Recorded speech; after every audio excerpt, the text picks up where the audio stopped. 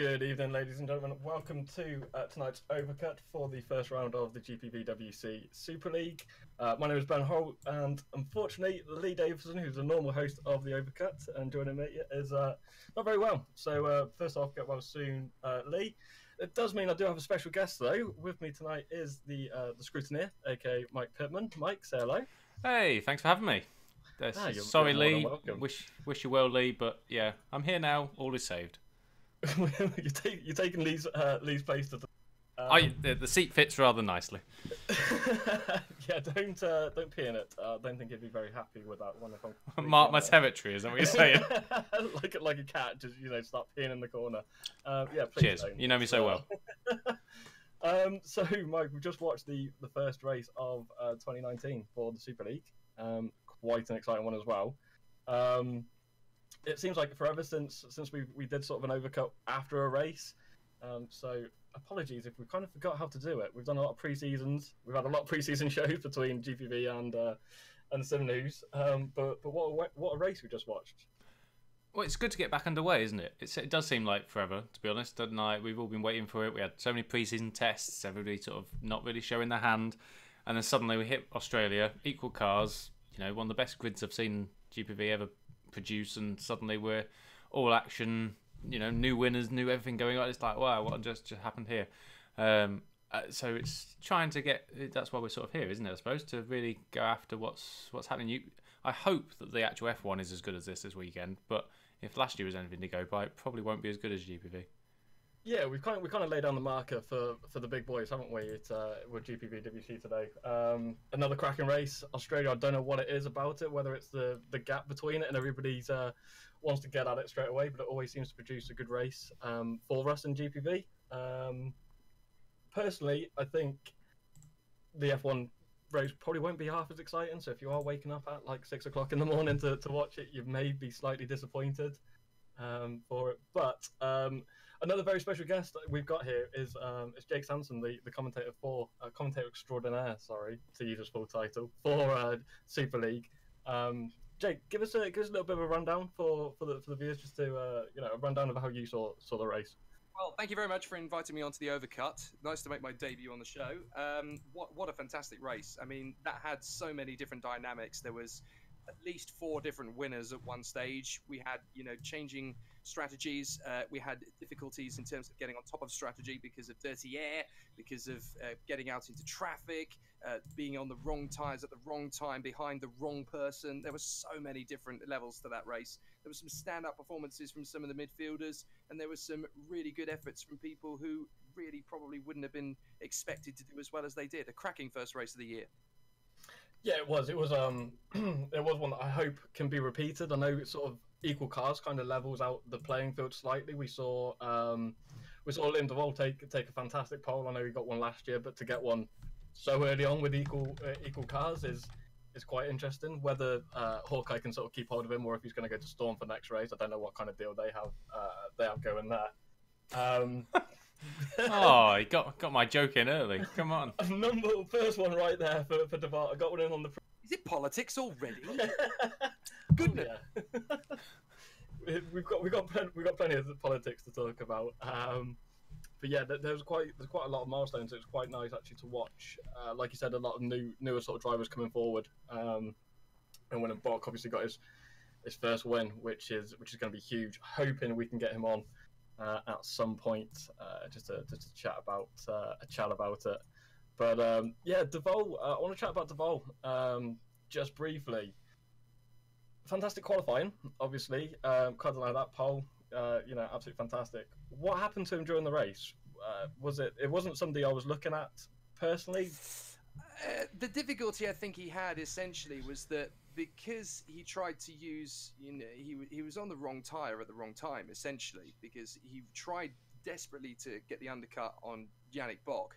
But unfortunately, with Yannick being on the soft tyres in the second stint and Liam DeVol was on the ultras, he ended up getting boxed in behind him, essentially. And that meant that, he was not really able to make best use of his ultra softs, which meant that by the time he had to change on to, the soft compound, he had already used up his best chance. He needed to get ahead of the guys in front of him to build a gap, and he just wasn't able to maximize them. A lot of that comes down to the fact that, you know, this year's car is going to struggle a lot more from dirty air, and the Australian Grand Prix circuit does lend itself to dirty air. So unfortunately, it was just, you know, a catch-22 situation for him. He needed to make best use of the tyres. He was never given really a good opportunity to maximize it. So Liam had a fantastic qualifying run. I think we're going to see a lot from him in terms of his overall speed in 2019, but it was a catalogue of difficult circumstances for him to rip through. Yeah, I did also see, I'm not sure if you actually during the commentary, I saw a comment that said he couldn't select tyres at the first stop, so he had to go ultra soft, which may have compromised his race slightly. I think that's probably what's ruined his race for him. If he was able to get onto a similar set of tyres compared to the guys around him, if he was, you know, on the softs at the same time as your Siebels, your Jordans, your Fidux, he probably would have been, you know, an overall contender for the victory right to the end. Unfortunately, that just didn't transpire and it faded away.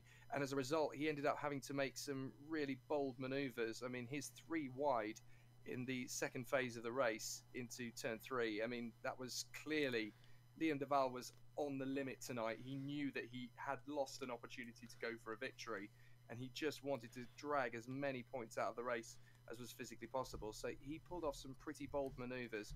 I have a feeling there might be a penalty coming his way. It was a little bit desperate. And I was going to say on that 3 wide, is that what you're thinking? I don't know, we don't want to say on broadcast, but this is the place for it. We can discuss it at this stage. Absolutely. It's not too I mean, the good thing about being in the position I'm in is that, you know, I'm a commentator, so I don't know anything about driving in these sim races, and the good thing is the team I'm involved with isn't in the championship yet, so I could be as impartial as possible. There is time. There is time. It is a tricky one because, you know, you're a racing driver, you see a gap, you go for it, and there was a gap there, but he came from such a long way back. And at that phase of a race, you know, you've got 2 guys that are battling side by side. They're already locked in their own little battle. And it was just asking for disaster. They were very lucky to get away with it. But, you know, that was a man who was clearly frustrated and very, very irritable at that point. And he just saw an opportunity and went for it. I'm not sure he actually threw caution to the winds, but I'm not sure he was too bothered what the circumstances or the consequences were going to be. Yeah, it could have been very close to sort of 3 DNFs with that manoeuvre. So, totally. Could have gone from sort of hero to zero incredibly quickly with that one. I'm sure we'll see more moves like it. To be fair, there were quite a lot of moves in Super League Lights, which looks like it's going to be a fantastic indicator of how the following day's race at Super League is going to go. They went kind of similar this time out. Do you honestly think sort of, had Liam Duval been on the right strategy, he would have picked up a win or been closer to the win? I think he might have got a best of P2, maybe a P3, because Bock and Siebel were just so strong. Had he been part of that battle, I think he almost certainly would have got a podium. He might have been able, you know, to maximize that raw pace from qualifying to get a victory, but I think Bock and Siebel were just so much more convincing in the more casual stages of tyre life. They were able to look after their tyres a little bit better, and, you know, they didn't push when they needed to. They just used the tyres at the right point, and that ultimately is how Yannick Bock won the race. You know, he was able to just look after the tyres to the absolute extent of their life, so that when Alex Siebel closed up on him, he had enough in his pocket to really use it. I'm not sure Duval would have been able to look after the tyres to get to that point to the same extent. 3rd position, almost guaranteed before the tyre strategy got away from him. Okay, that's a very good point. I want to come to Mike, actually. Mike, because obviously you were very involved in that battle on the pit wall side of things. Were you sort of looking back at Duval thinking, okay, we could be in with the fight with Duval? I know you had obviously we're watching him. I mean, you know, he pulls away at the start. You look at the tyre life on the ultras, wasn't as good as our we. Our show here called the Overcut seemed to be the way to go this time out. The Overcut generally seemed to be, particularly when you're talking the dirty air that you have here, and then the way the mod is at this stage until we put developments on the car, and as Jake said, at this track it's particularly bad, then it very much was about track position, and it's always quite hard to pass anyway. There was a few times we saw some cars coming out the pits and just like losing a position by, you know, half a tenth even, something like that. They were side by side, and that ended up costing them 2 or 3 places further down the line, or even the win in our case. So Yeah, it was such tiny differences. Ultimately, though, it's when you look at it compared to last year, you know, I'm quite happy actually. We come out of this with more points than we did last year. So on that basis, and we still won last year. So on that basis, I feel good. But at the same time, from a driver's perspective, and you know, like we're at that stage where even if you lose it by 2 tenths, you don't like it. It was exciting. Liam was definitely in the mix for sure. Whether or not I want to have a watch back because he actually did stream his whole race himself, so I want to have a look at that stream and see if he tried, because presumably he'd be quite annoyed if he was trying to select a set of tyres that he couldn't select. You know, messes up your whole strategy completely, potentially puts you back into a lot of traffic as well, because he pitted quite early from the front. They hadn't pulled out as much of a gap yet, so he did end up behind a few guys, which does play into you later on. He did very well at Australia last year as well, so the guy's got pace. You know, hopefully he can carry it on throughout the year, and the car develops with him as well. He should have the support a bit more, as Ithran has mentioned in the chat. Actually, Ricardo Costa, though, his teammate, was a concern, considering. Yes. Yeah, that was one I just saw that comment, and I wanted to bring both of your sort of thoughts onto that. Hawkeye were very split on the grid. I mean, that's staggering, you know, when you consider that Ricardo Costa is not a slow driver. You know, he's not a slouch. He's not a newbie. And he put in some amazing efforts last year. So to see such a big chasm between him and Liam Duval, that's got to be a concern. Whether that's to do with, you know, a lack of preparation time or a difficulty in getting used to the car on that circuit at that particular time, still getting used to, you know, the changes in the torque of this particular car, whatever it might be, they've got to get a handle on that quickly, because if you've only got one car competing for points, you know, you're not going to be able to get into a decent fight for the championship, or, you know, you're not going to be in a decent position full stop for the season. And it does look at that as though, you know, they've got a car that can win races. So if Ricardo can't get it up to speed in the same way Liam can, it's not going to be long before they're looking for another driver. Do we think it's going to be something that goes on throughout the season with Duval comprehensively beating Ricardo? I know he had a back of the grid as well, but his race pace just seemed...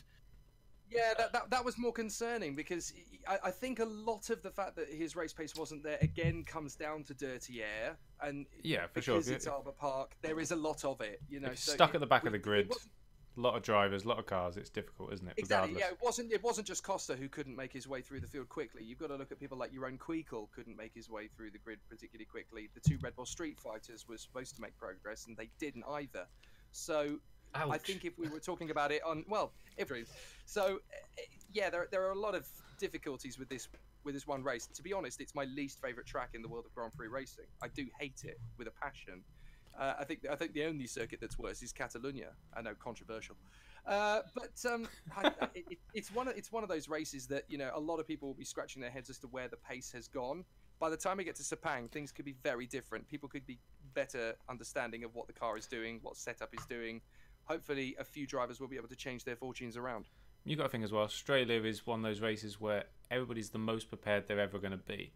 So, like, everyone could put so much time in. What actually happens, like for round 2, you'll find actually who can put the same amount of testing into a shorter period of time. That's it. You've got 3 months build up to Australia. You've got 2 weeks build up to every race after that. You know, there's nothing more you can do except just bang in laps for Australia.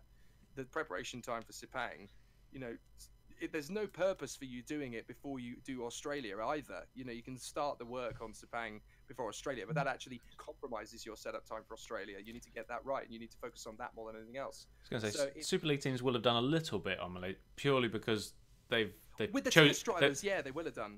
Purely because they've chosen the upgrades at this stage already, so they will have kind of predicted what they want the car to be at. But you're right, very little testing on proper setups and actually being able to drive the car properly. Yeah, for sure. But your focus is always going to be on the first race, isn't it? It just makes Australia a very big anomaly. We can't. I know we're going to sit here very much and, you know, pander out on what's going to happen this season and all the sort of, you know, what can we read into this race. But ultimately, it is one of those races you have to take a little bit in isolation or a pinch of salt and things in it. You know,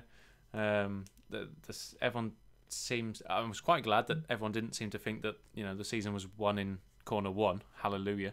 this year. Yeah, that was the cleanest start I've ever seen to a season in GPVWC, which is great. It's exactly what you want. You want a professional, slick start, and we had fantastic racing as a result of that. You know, it all kind of stemmed from that first lap. Everybody was in the groove. They got it well done. They got it nailed in that first lap, and we had some fantastic battles from the front to the back. It's exactly how you want the first race to go. I do want to give a bit of a shout out to, for me, the driver of the day, which is Fabio Sixter. I genuinely feel, you know, that in this race, he was not really on my radar coming into the race. I knew he'd be there or thereabouts, but to do what he did throughout the race, he had a freeze at one point and lost out to Deval, but then he dug deep and found that pace back again. And P4 is such a good return for his efforts. He really, really deserved that result. He even deserved the podium at one stage. He did very well. To be fair, he got very lucky with that lag. That could have been horrendous for both of them, actually. They did hit each other in that lag, so it could have been, for all we know, they could have been driving with damage for the last little bit as well. But but Bock had issues as well with lag, actually. There was a few around this track. Yeah. So I was surprised that didn't affect him more, but I think he just patiently decided, you know what? No, today's my day. I'm going to get a win. I know it actually affected our guys behind. So at the time, Fidit was on the radio saying, you know, he's lagging. I've got to stay further back because I know I'm going to be in trouble here. So he stuck back, which causes potential problems. I'd imagine, you know, some of the other guys around there would have had. You have slight reservations about trying to pass or even trying to be right behind him and stuff, don't you? Yeah. You know what I mean? So you have to adapt your strategy slightly. But it happens to the best of us. You know what I mean? Like, you know, Siebel was lagged out last year, so the fact he got to the end this year, I'm very happy with. Time is against me, guys. I'm really sorry. I did just want to put in one final shout out for my team of the day. I mentioned it on the broadcast. Is it Street Fighter? Oh yes. No. Nice try. It's got to be said though. Scuderia Brasilia. It's so hard to come into Super League as a first timer. When you've won Super Cup, that's an amazing achievement. But Super League is such a big step up, even from Super Cup, in terms of how much hard work you've got to put in. You know, the development of the car, the setup, the strategy, everything's just taken a massive leap forward. The races are longer. It's more tiring for the drivers. But what Maciej Mlinek and Stefan Rual did for the team was essentially, I think they're now, are they what, 4th or 5th in the Constructors' Championship already? Which is absolutely astonishing. You know, a 5th and an 8th from race 1 is absolutely phenomenal from a race team that, you know, considering the teams they're up against, who have been here for 3-4 seasons, they look like they were absolute excel. You know, a brilliant team effort from everybody, and they absolutely got it nailed. It was amazing to watch them do so well. Yeah, my concern with the newer teams is if they can keep it going. Obviously, it's only race one. Yeah. If they can keep it going, fantastic. I think they did very well this race. Whether we get to the European rounds of, say, you know, Monaco and in Great Britain, see if they're still around there. But results like that are really crucial, even in the first round. You know, especially early on. A minnow team, like a beginner team like that, to throw their weight into a battle and, you know, come away with a massive result like that. I mean, it shows that the evenness and openness of competition, it really exudes that. You know, you've got to have a championship that's worth fighting for. You've got to be in it to win it, but you also have to make it worth the fight. And drivers who are new to it, teams who are new to it, they have to be able to fight for something.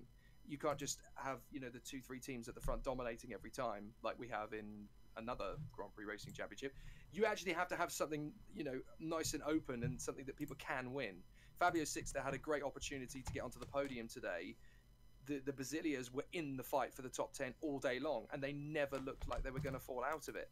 It was great to watch them do such a great job. And those sort of giant killing events, it makes it watchable for the fans. It makes it motivational. Anyone coming in on the Overcut? Yeah, maybe. I don't know. Well, I can drag someone in now if anyone's up for it. Yeah, whatever. All right, nice one. Cheers. I agree 100%. It was a fantastic effort early on as well, getting those good points. That's gonna push them on for the next race, and then if they keep getting those results, then you're gonna get to Abu Dhabi, and you're still gonna have a team that's incredibly motivated, as they would be coming into Melbourne. No, but yeah, it's a credit to them, and obviously it's a credit to the GPVWC's career ladder that they were so prepared, and they obviously shown last year that they are incredibly committed to the league, and have done it the right way. They came straight from the bottom, and now they're at the tippy top. and you know they're doing the business. Right, so Mike, shall we start getting some drivers in? I know we mentioned a couple of names. For sure. Well, I was going to say I can bring in how about a driver manager? How about that? Oh, okay. Fancy Well, that? you guys crack on. Thank you very much, so Jake. much Great for me, work and I for will see joining you us. guys back again for Japan. You will enjoy. Absolutely, we'll see you then. Would it be Dennis Jordan? It might well be. He's the only one on the grid that is a driver manager, Yeah. so that's a pretty good bet, isn't it? Let's give it a go. Well, yeah, you're the only one now. But yeah, let's bring him in. So Dennis, how are you? How are you doing? Welcome to the Overcut. Yeah, thanks. I'm okay. Oh, Okay, his team wins, and he's like, I'm yeah, okay. and he's okay. I'm fine. I'm all right. Whatever. Yeah, I expected it. You know, we knew we were going to blow the field away. So Evolution leading the team's championship. You thinking you're going to stay there, or you got some competition this year? I guess it makes sense to say that's the goal, but I don't know. Like, the first race always is a bit weird, different from all the others. You know, the way everyone prepares for this race will never be the same over the rest of the season. So yeah, let normally. Like in the past few years, we always were a bit slow starting, you know, and always got better through the year. I mean, I hope it's the same this year, but yeah, you never know what's gonna happen. We just need to keep work hard and then see where we're going. Yeah, it's obviously, you know, if leading the team's championship, you got a 1-3 today. The goal is obviously to be in the same position in Abu Dhabi. As we were just alluding to, actually, Melbourne is one of those very unique tracks where everybody has 3 months to prepare for the race. It's also not what I would call a traditional racetrack. It's more of a street circuit, so it's not really a true indication of a proper racetrack like you'd say Silverstone or your Catalonias and things. Going ahead into Malaysia, what's your goal from Malaysia? You're looking for the same result again? No, I think we can do 1-2 there, but yeah, it's gonna be hard. I mean, we practice actually quite a lot for this round, and I think like we always fear that we practice too much to lose motivation, but I think we, you know, I mean, it paid off this round, and we still got motivation. But to come on, most teams will bring upgrades, so I expect, you know, a lot of teams to be stronger there. And also, for example, we didn't have Edge today because, you know, they are enjoying themselves in Madrid right now. So once they are back, you know, they're gonna be probably the team to beat. So yeah, just wait and see. Yeah, it's an interesting point actually. You make about Edge, and I wanted to bring Mike in on this. Obviously, Mike, Edge are away at the minute for the ESL. Being as they were your biggest rivals last year, were you smiling sort of ear to ear when you heard that both their primary drivers are going to be out for the first race of the season? They both start 25 points down on the guys ahead of them. Well, not really. I mean, let's be honest, they're not a small team either. Like Yol drove last year the whole season. He's not like they've just pulled up some rookies from the Street Fighter Academy. You know what I mean? It's like it's some top level drivers that are like they know what they're doing. So these, you know, Sven de Vries has driven every round at Australia in every division this year already. Yeah, he's so the guy knows this track within the last 4 days at the back of his hand. So the guys they put in should know what they're doing, but there is a slight element, of course, that even if from a driver's standing point, of course, their drivers end up a little bit behind. But, you know, we saw last year, Alex ended up 4 DNFs last year due to, like, cuts on the internet and German internet and things, so and still won the title. So on that basis, it's not end of the world. They're off, you know, representing the league very nicely over at ESL, so good luck to them. We're there as well, but good luck to us. But nonetheless, you know, we were, you know... Not to wish yourself good luck. Of course I am. Of course I am. I'm not there. Wish them good luck on my behalf. So it's fine. Oh, okay, there you go. That's better. I won't. But, So, you know. yeah. A Street Fighter there. We chose to pursue other events. Did you? Okay, Yeah, fair enough. yeah. That's all right. So did Red Bull Racing, from what I've seen, with G2. But we'll get onto that another time, I think. While we've got Dennis here, though, I've been told to ask, are you allowed to race Janik? Why not? Well, I don't know. You're team boss, so you've got to keep him happy, or... I think like we know each other for so long. I don't know, 5 years for now. We have raced so often against each other. There's no reason why we shouldn't race each other. And also, like, we are no stupid drivers, right? if there comes a point where it doesn't make sense to race the other, we will pretty sure notice that and then act accordingly. But Such like, whoever is the fastest is going to be, you know. Such a German answer, isn't it? It's brilliant. It's like, it's just so. Why would we not do that? It doesn't make any sense. It makes, you know, this is how it is. That's how the rule. I like it. It's good. I love the normality of it. It's fantastic. Yeah. Yeah. Yeah.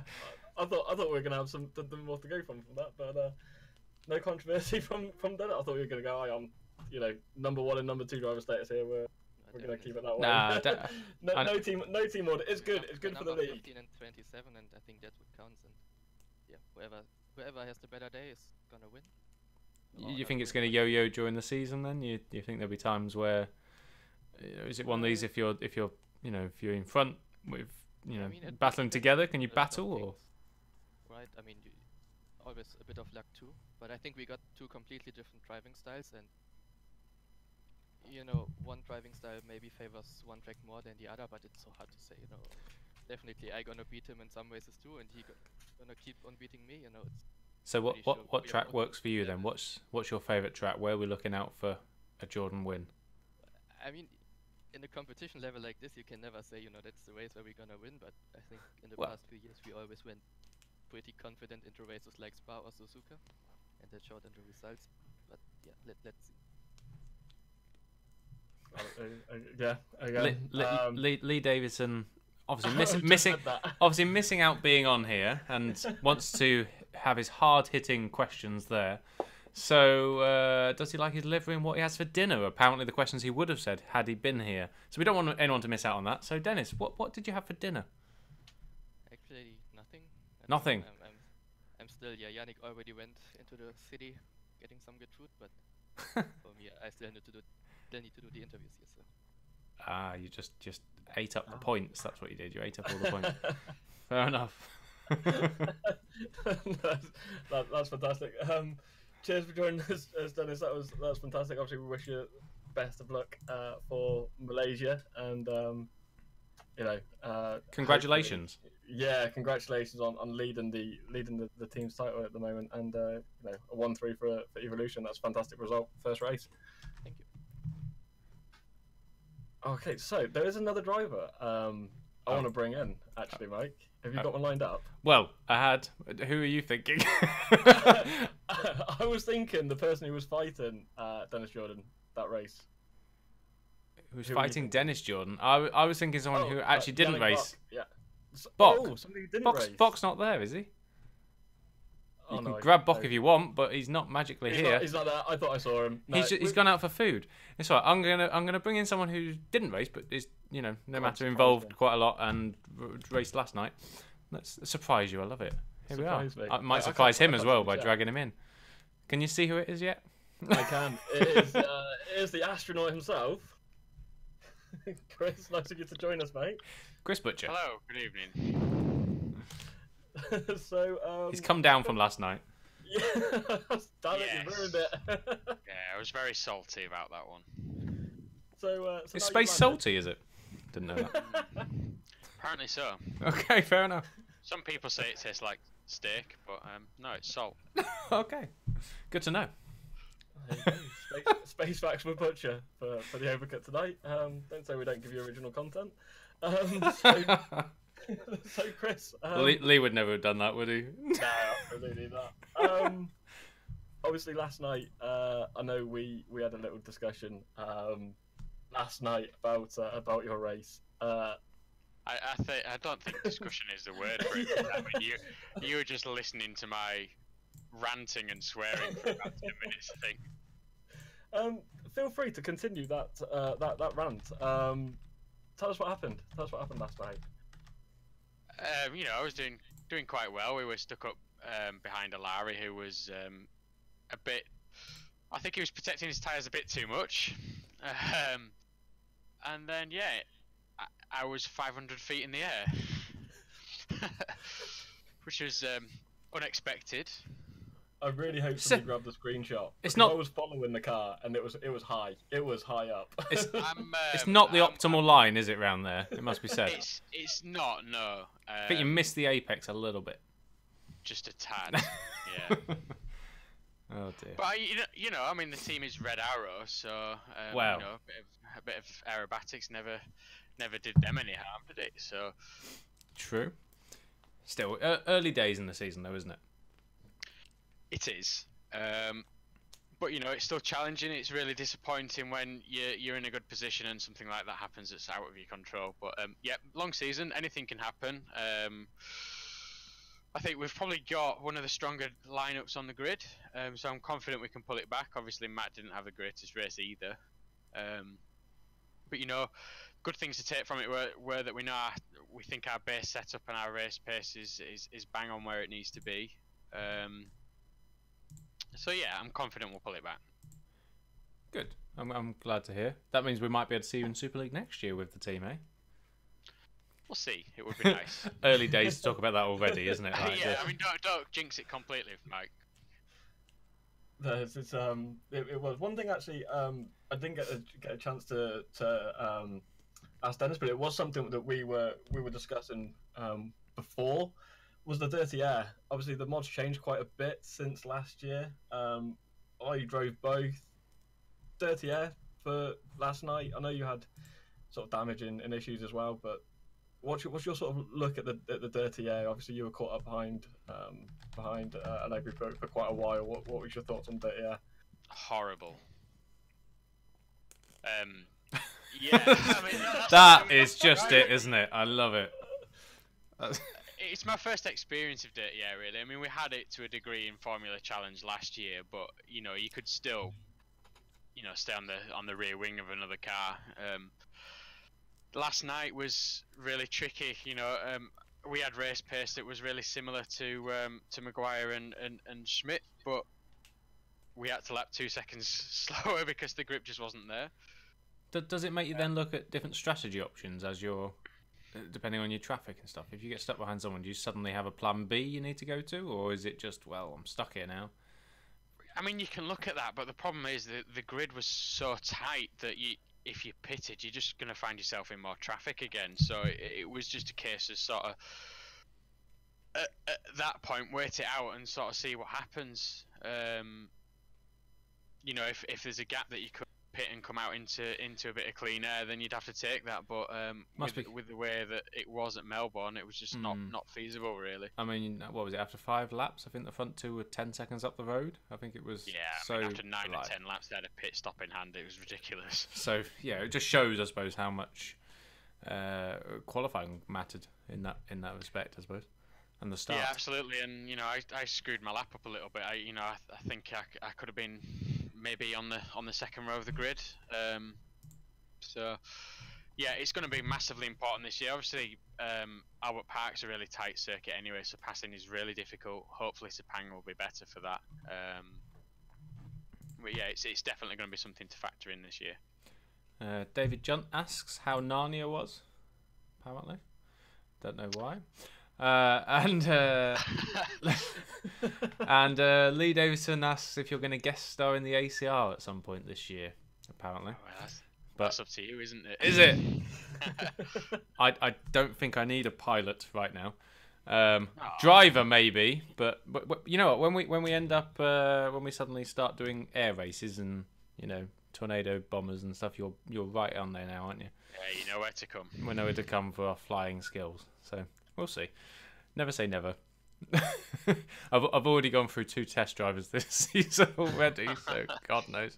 Oh, in fact, 3 if you count Moody. So yeah, quite a few. 3 test drivers in the first season. Have you been getting them from the NDR Academy again? No, everyone other than it's struggled to find people that aren't part of that academy. Granted, but we've got a few ourselves, so it's all right. Everybody does seem to have copied your sort of idea of offer contracts to everybody, and see who sort of sticks. That is true. I do see it though as more of a Chinese knockoff, but yeah, like we'll try and do it. But it looks the same, but it breaks after a little while.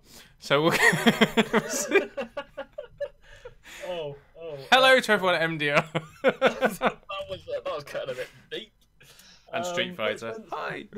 You need to do what we used to do at THR and have about 15 different teams covering the entire grid, all with a different colour as the name. I mean, it got a bit ridiculous at one point, and we had a team called THR Brown. So No one wants to drive through a THR Brown, do they? That's like Code Brown, Code Brown. Like, well, I managed to find some drivers. I don't know whether that, you know, is worse for them or it's worse for THR. I'm not sure. But... That said, THR still running well, are they now? Yeah. Oh yeah. Yeah, that went well. Yeah. Like, fair play. Did you watch Brown? It kind of reminds me of what was yours, Mike? Quad vodball. Oh, we got as far as quad. We did get as far as quad vodball. But if anyone has been out drinking as a student, quad vodball is perfectly acceptable. Until you have a heart attack, it's fine. Yeah. Did you ever watch then, Chris, of the Super League? Did you get a chance to see much of it? I did. I watched it all the way through, actually. Fantastic. Which I think is the first time I've ever done that for a race that I've not taken part in myself. Well, that's a good sign in itself. Who were you rooting for then? I was completely impartial. Oh, okay. Wow. That's even we're not that. As completely impartial then. What were you impressed by? Obviously, I wanted David Fidek to win, but I'm not just saying that because he's my team boss. I was going to say, come on, like you missed that opportunity first time round. When it comes round second time round, I don't think it counts quite as much. Like it's not as natural, is it? But no. Yeah, fair enough. So, oh, anyone impress you then? Yeah, Sixter, which I think is probably the name that's getting repeated a lot. I would guess. I don't really think anybody expected that sort of performance from him, and the Basilia guys as well. You know, to come in having not really had much experience in that sort of arena. 5th and 8th was it in the end? Yes. Yeah, I'm gonna say tentatively. I will say yes. I think. Yes, 5th and 8th it is. Yes. Agreed. Yeah, I mean that's a brilliant performance for for the first race of a Super League campaign for a brand new team. I was gonna say I think we're a bit spoiled. Like last year we had a new team win, so maybe we're now going, well, that's the norm. Why would 5th and 8th be acceptable? But yeah, you're right. That is a very good result as a team, particularly. I mean, you've got to remember, I suppose, that they are both ACR drivers as well, aren't they, Mike? So. I mean, half the grid is ACR drivers. Well, exactly. So... No, Ben. I've got the top half. You've got the bottom half. Mate, somebody has to. Somebody has to, don't they? True. Anyway, shall we move on? Yes. Talking to somebody else who isn't on either of our books, I'd like to think. Thank you though, Chris, for popping in. I'll shimmy someone else in, I think, if that's all right. Before you get me in any more trouble, get out of here. I'll bring in Cameron Roger though, Flag to Flag manager. He's definitely on my books. Apparently, right? Okay. Well, yeah. Say hello to your apparently team boss then, Cameron. Apparently. Oh, hello. So we're working together at IDOS, so yeah, there's less impartiality than there probably is. So yeah, welcome, Cameron. Before I can take myself any more holes, Flag to Flag. Yes. So talk us through your Melbourne. It was quite impressive from what I was watching. Actually, were your drives? Yeah, it wasn't too bad to be honest. I'm not ecstatic because it was P12 and 13 in the end, so it's not amazing, but it's still some points. And we know a couple of mistakes that we made, not necessarily just on the track today, but like in the prep, so we know what to do for the future. Unfortunately, there was is that sack Michael Ayres? Is that? No. Oh, no. See, wow! I think I'm being overly harsh because Michael was about P10 for the whole race. Yeah, I did see he had a little moment that sort of dropped him back. I thought he was going to get P11 as is sort of traditional, but when I saw him in P10, I was actually genuinely pleased for the guy because I know he got some stick last year on the scrutineer. Yeah, well, deservedly so. Come on. Okay. He did have the best season last season, but he's worked very, very. No, hard. I give everyone a chance. If he scored points today, he's done well. He scored points, so good on I him. have to say, in your predictions, Mike, you did put such as Storm and SRS, who I believe got no points, both of them above us. So this guy. It's only race one. I was gonna say you're judging me on my predictions after race one, man. Well, but this is with no upgrades. Wait till the upgrades come and someone starts getting it wrong. And to be fair, I had the Adonis miles up as well, so I can't be. Yeah, the running order was a bit different, wasn't it? I was expecting them to be a bit higher up. Always is round one slightly though. You think last year as well, it wasn't quite as clear.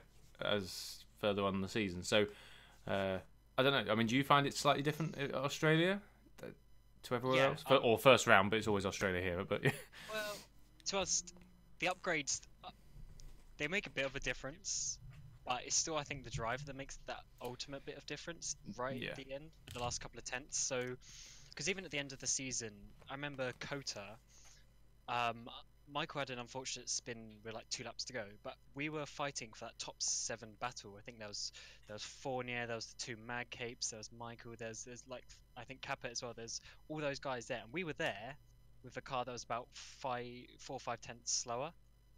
So it is possible to have your drivers make up the gap, and I was pretty happy with how we finished last season because Michael was improving. And then we did some decent work, still some work to do, and we're sort of getting there. I mean, Sergi unfortunately ruined his quali laps today, so he had to start back, but then he gained all those places up. So if you started higher, you can see where he would be. Well, yeah, to start 23rd is it's a long way back from there, isn't it? Let's be honest. Yeah. Yeah. But Michael Ez though did impress for me in qualifying, particularly because that's where you can see the actual pace to a degree. Yeah, I know there's a few back of the grids, but as a general rule, he was there or thereabouts. If we're talking, he's there just behind the Scuderia Brasilia guys in qualifying. So on a 1 lap pace, he's in the mix. Yeah, he's very hungry this year because obviously he didn't show his potential last year. That's such a nice way of putting it. Well, yeah, but every now and again, driver has a couple of bad races. It's unfortunate that they happened all in a short space of time. All in 1 year. Yeah, but I kept faith in him, and he is obviously showing it. And I said today, there's a bit of an incident, but sometimes that happens, and you would have been probably about P9-ish, looking at how a couple of guys slowed down, but. If we can try and get both cars towards the top 10, I think that's good. Because the only teams that are really ahead of us were like Evo, ACR, and Scuderia Brasilia, and then a couple of others in the mix. So it is all very close, and we are thereabouts. So I'm pretty happy overall with that race. It's just there's still some work to do to get the big points. The big points. The big points. No, I think if you got a team manager and you get 2 cars in the points. That's a good big tick on to start, regardless of where they end up. Let's be honest, Ben, you'd bite their hand off for that at the moment. So I'd buy their hand for that, if I'm honest. Yeah. You've been trying to do that for 12 months, buying people's hands, but still hasn't got you enough. Yeah, half the teams don't even have points looking at the championship table so far. So obviously, as you say, it's only 1 race. But unfortunately, there's a couple of teams who look like that may happen a lot with their drive lineups, if I can be harsh like Mike. So we'll just say it as it is. That's fine. We'll see. Well, yeah. I just think there's a couple of guys who aren't quite. I'd say the level this year has risen heavily. Oh yes, the level has risen, but there's still 1 or 2 who I'm not sure on. Obviously, yes, Michael DNF'd a lot last year, but he still has the pace to be there. But there's a couple of guys I'm not quite sure on, so we'll see. Because obviously they may bring those teams down. I'd say with yours was it's a bold move to have your most of your points scored, and he's not here this year. That's a bold call. To keep Michael is fine, but to not keep, what I mean? That's a bold move. But I love it. I love how ballsy it is. It's that was mostly Mark's decision, though. Well, fine, fair enough. But that says a lot in itself. Yeah. Carried the team for this long. I can't speak, his opinion exactly, but he just didn't want to do another season, which is fair enough. He is still helping a bit behind the scenes, which is quite good, because that's what he wanted to do initially anyway. Okay. But then one of our drivers left before the start of last season, so he filled in, and it just so happened he was the one getting all the points. But, okay. He couldn't let him leave then. Well, yeah, but he never really wanted to leave anyway. So he's still being helpful and getting involved where he can. But obviously Sergi's a really good replacement, and I'm looking forward to see what he can do, especially after today's performance. He did a lot of overtaking. No, that was very, he must be a happy guy all in, I suppose. Sort of solid enough. Yeah, I'm not ecstatic, but I can't be disappointed with the start that we've had. Confident for the second round, moving forwards. Yes, unfortunately it's Malaysia, which is probably the worst track on the calendar, but at least we're getting that out of the way now. Yeah, shaky. Yeah, but yeah, I mean, it's just it's the same track for everyone. We'll get on with it, and maybe some teams will bring upgrades. Maybe some will wait for round 3. So we'll see what happens.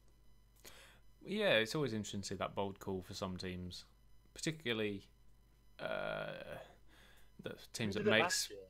Who did it last year? Eval was a very famous one. Adonis normally do as well. They're normally the two that have for a couple. Well, Adonis have for a couple of years, so they'd be my bets if they were going to. But then again, Adonis has changed a lot.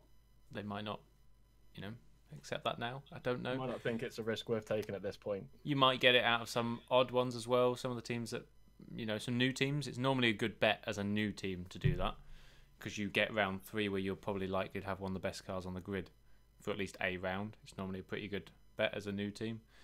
So I wouldn't be surprised if one of those did. Talking of upgrades, did you see the test results? I haven't had the time to yet. I know what my guys did, but other than that, only 12 of the 15 teams showed up. Yes, I was going to mention that actually. And one of them did 6 laps, and others did about 20. So yes. Okay. Yeah, I was in that session. There were quite a lot of teams missing, which isn't a good sign for race 1. We got the data to name and shame, or are we just gonna? Or shall I? Otherwise, I'll find it for the scrutiny on next week. It's fine.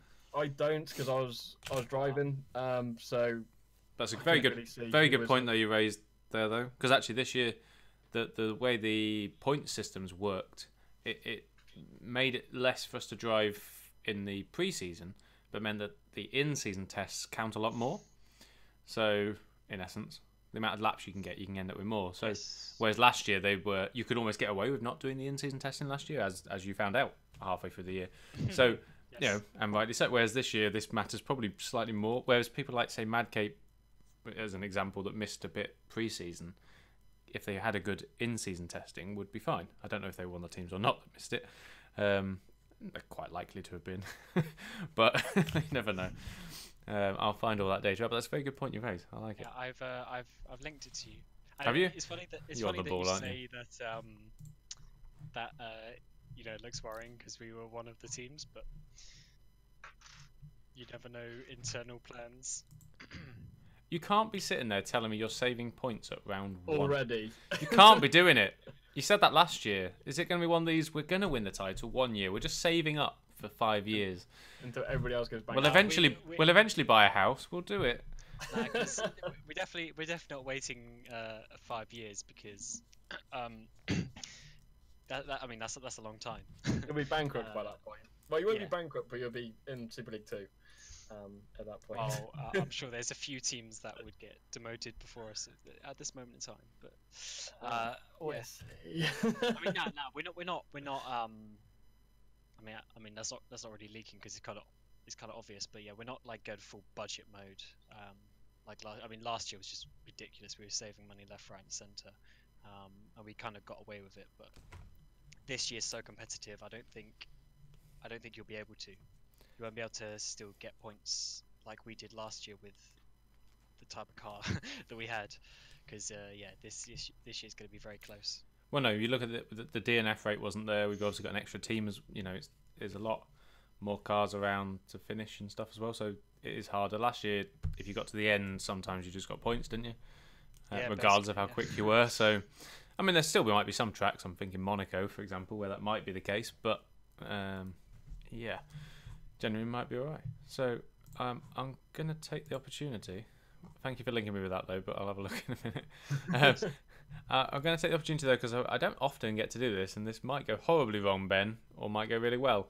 Okay. Going to bring in one of your guys. Okay, right. Who's been waiting. Unless you've got anything else to add, Cameron? Anything impressed you particularly? Anything that you... No, that's fine. Thanks for having me. I know. Thank you very much for coming on. You're more than welcome to pop in next time. Good luck if we don't speak to you between now and the next event. But otherwise, you should be happy. Double points finish. Well done. Yeah, thank you. Cheers. I was going to bring in Flo and Gaia. Right, yeah. Yeah? He's been sitting there waiting. Yeah, absolutely, yeah. Now, I'll obviously, let you do the questioning. well, yeah. I mean, because- so far, everyone we've brought in has been vaguely happy. They've either Yes. won or they've commentated on a nice event. This isn't necessarily going to be the nicest, so we'll give it a go. Yeah, we're. Yeah, I'm hoping I'm not going to grab him mid chat. Sorry, Flo, if I've grabbed you mid chat. Florian? I didn't say anything. That's okay. No, it's fine. I just wanted to double check if I grabbed you beforehand. I thought, yeah. Obviously, Ben being your manager, I thought I'd try and take the lead a little bit on this. If that's all right. So thank you for coming on. Welcome to the Overcut. I know I'm not Lee, but season started, so that's good. We're off to a flyer as a league. Just tell me about your race. How you're probably not overly happy. So what happened? Yeah, I mean the league took a flying start to the season, and so did I. Apparently, yeah, we really had quite different expectations. Obviously, after last year, we changed quite a lot, within the team and how we operate, and I think it worked pretty well so far. Well, until tonight, obviously. Pace and quali was okay, I'd say. I wasn't too far off my PB, so I think P5 would have been the maximum. So we obviously still missed quite a bit on raw pace, it seems. And then from the race, it's actually the first time in 3 or 4 years I didn't crash in turn 1. I'm loving the positives. That's good. Yeah. So yeah, I was really excited after turn 1 because I got through clean and nothing. But yeah, then lap by lap it just got worse, and it felt like I had a GP2 engine in the car. People went just by me like it was nothing, and I couldn't defend. I got thrown around like a ping pong ball. So yeah, didn't really get off to a good start. Yeah. So is that what? So why do you think that was? What went wrong? What you think it was fundamentals in setup, prep work? What are we thinking? Just I don't know, because all the cars are equal at this stage. So is it luck? Yeah. Is it Yeah. No, that's not luck. I'd say because I know we did pretty much everything, race sims and whatnot. Tried lots of changes, see what's the best going into the race, and strategy and all that stuff. I think strategy was okay. So that's something we got right, I think. But yeah, it has to be set up. It must be set. Because we got some good drivers in the team, and I think that's not the problem. But yeah. I was going to say, people are going to... I feel obliged to ask, I suppose. Both of you, I suppose, to a degree. If we're talking this has, I know you guys sponsor a different team. You don't necessarily work together, but as some of them are on the Street Fighter books, as it were. Then all of them didn't score points. So if all of them don't score points, is that then a collective problem somewhere? Or is that just really bad luck? I mean, I know you're saying there it's not luck, something must have happened, but is it, are we expecting round 2 to be different because of something, or is this we need to go back to the drawing board and really rethink for the next 2 weeks? Well, if you ask me, there's no magic switch for Sepang. I think we really gotta look deep. What went wrong, and how we can fix it really quick, because we can't afford another 2018 at all. So yeah, it has to be done quick.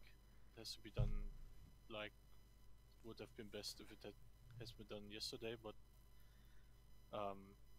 it's really easy to say afterwards. Yeah, retrospect's much easier, isn't it? Yeah.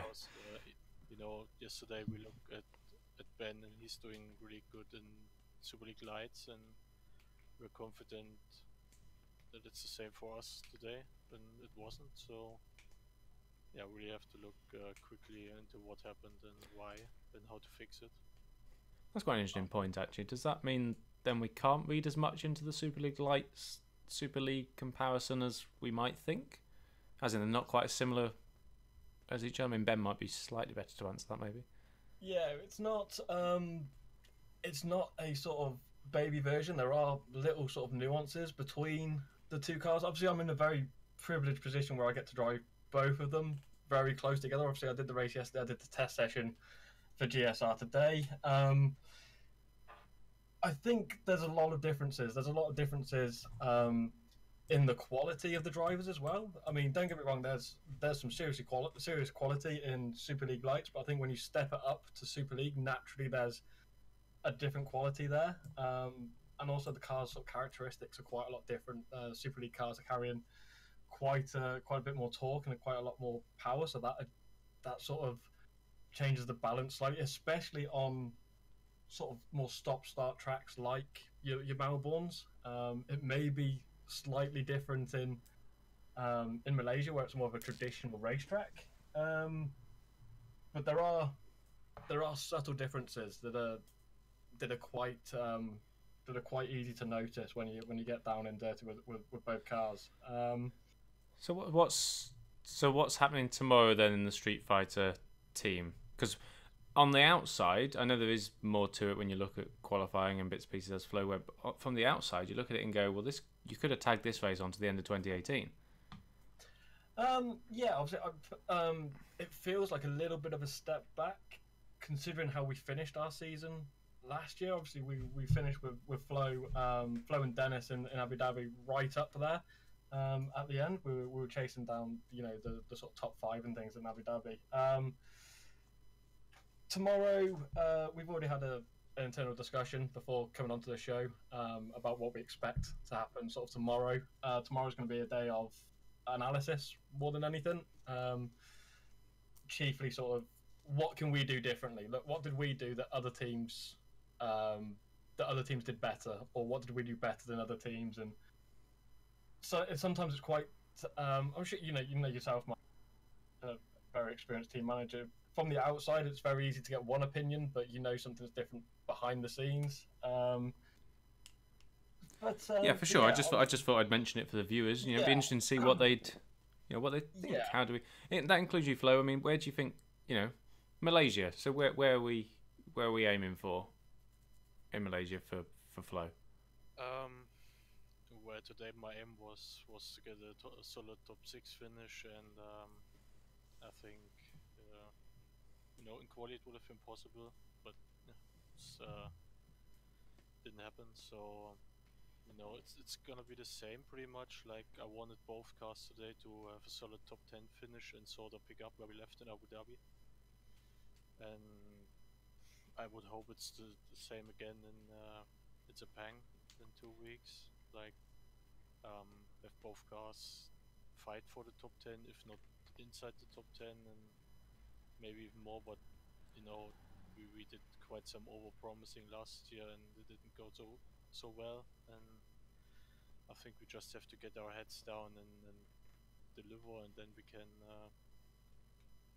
have some more bigger targets, I think. So does it help now, having done a round, to know where others are and where everything sort of stacks up a little bit? Because obviously pre-season you've got no real idea where anyone sits. Nobody does. It's kind of the unknown until Australia. Now everyone's sort of got a bit of an idea where everyone sort of sits. Does that help at all? I think the quality within the team was good enough to sort of know what the pace was going to be. That doesn't help, but I'm not 100% sure. Of course, you now know you have to do catch up, or like you guys, you were the leaders, and you did pretty well. So yeah, surely won't be easy, because you first have to find out what went wrong and then fix it. So that's another matter. But yeah, I'm sure we can find something, because we did also last year. I mean, it took quite long last year, but yeah, we'll see. I'm optimistic. I mean, we didn't give up last year, and we surely won't do it this year. Well, that's good to hear. I like, come up battling next time out. It's a long season ahead. It really is. A little bit of faith, I suppose, is to give that, as I said before to others, Siebel DNF the first round and still won the title. So it's doable even from this position. In fact, the first 2 races. So, it's doable from even what may feel a not great night tonight. There's still such a long season ahead. Yeah, that's true. Ben, Flo, anything to add? I've sort of interviewed you both together yes, almost. Yes. I didn't know which sort of role to take. I think going back to, I think it's a bit of a reality check. Like you said, pre-season is the great unknown, isn't it? Nobody reveals their pace in pre-season testing. Why would they? Nobody knows until about the last 5 minutes of qualifying where they really sort of stand. The positives we can take is obviously our qualifying was a lot better this year than it was last year. So there is sort of progress there. I personally feel the league has a better quality than it does last year. We've got a lot of big name returning drivers and a lot of quick new guys that we're aware of their quality coming in, and we've still managed to improve on Malaysia's version of the Overcut. We'll be able to have a similar sort of interview and hopefully a different sort of result. We'll be able to be a bit more cheerful about it. I hope that's the plan. Stay positive and right. work hard. Lee, if you're still listening and you're in this seat next week, they're going to be a happy Street Fighter team. If they come in like this, that's not good, right? It's round 1, we're letting them off. It's bad. Like, everyone has bad rounds. It happens. It's just a shame it happened off the back of last year. Everything happens. We'll see where we, if I end up in this seat again, hopefully not. Please come back, Lee. So we've got to get to the ACR bits yet. Oh, yay. Yeah, all right, fair enough. So, yeah, anything else to add, guys? Or otherwise we'll see who else we can bring on in, I suppose. I think it's pretty much it. Fair enough. Otherwise, good luck. Get back to work, I suppose. Otherwise, and, yeah, days off are cancelled for the next 2 weeks, and we'll see where we end up in Malaysia, I suppose. Thanks for joining us, though, Flo. I appreciate it. It's not easy on a day that's not gone well, so do appreciate coming on. Thanks, man. Cheers. Cheers, Flo. Aye. Yeah. Who have you got to drag in for us next? Who have I got to drag in? Someone, yeah. Should I bring in... I don't know. We've already had Dennis. So I bring in Alex or Matt? Well, Alex is on the broadcast. Should I bring in Matchy? But we haven't brought him in, have we? Yeah, why not? Yeah, let's see how Street Fighter first race in Super League. Pretty cool. All right. Yeah, driven for both of us. That's a unique driver right there. Somebody who's driven for both of our teams. Well, yeah, all right. Yeah, okay. Well, why not?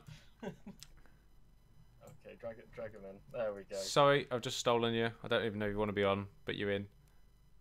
Hi, Matchy. I wasn't talking with anyone, so yeah. Welcome. Hello. Well, it should be Ben, really, shouldn't it? Let's be honest. But go ahead. I'm taking over. Sorry. Right. So, welcome to the Overcut, pal. First sort of full season in Super League, round 1. Fantastic result. Obviously, we've seen your quality in Super League before, where you've subbed for both for Street Fighter and obviously last season you were testing for ACR. Did it sort of go as you expected? Did you expect to be so high up in your first sort of full season? I didn't know what to expect myself to be. I was a bit worried that maybe I would be a bit lower than what it was last time when I was driving the Super League. Now this time, first race under some more pressure because as a primary driver, it went well, but I think maybe P4 was there, but Fabio was just a bit too far. But overall, I'm happy from the result. Yeah, absolutely. It was a fantastic result. Obviously, for the team as well, stepping up to Super League and managing a 5th and an 8th. How important is it that you've kept the same teammate? You've got the same guy who you're very familiar with in Super Cup last year. Does that help you? Were you both moving up to the same division now? You're both still teammates. You both can still work together. Has that helped you out quite a lot in your preparations? Yeah, I think it really helps us because know each other after one full season last year, and now I think it was a bit easier for us to test, to make setup together. I think if it was with other person, for me, it may be a bit tougher, but because I already was teammate with Stefan and we were pushing each other already, we knew that we can push each other here as well, and yeah, I'm happy that thanks to pushing each other up, we finished top 10 in today's race. Yeah, it was a fantastic result. It's you know, obviously amazing result for a rookie team. Obviously keep pushing with Stefan. One question I do want to ask you actually. Come Abu Dhabi. Out of you and Stefan, who's going to be the driver on top? Who's going to be the driver on top of the standings for that one? Out of you two.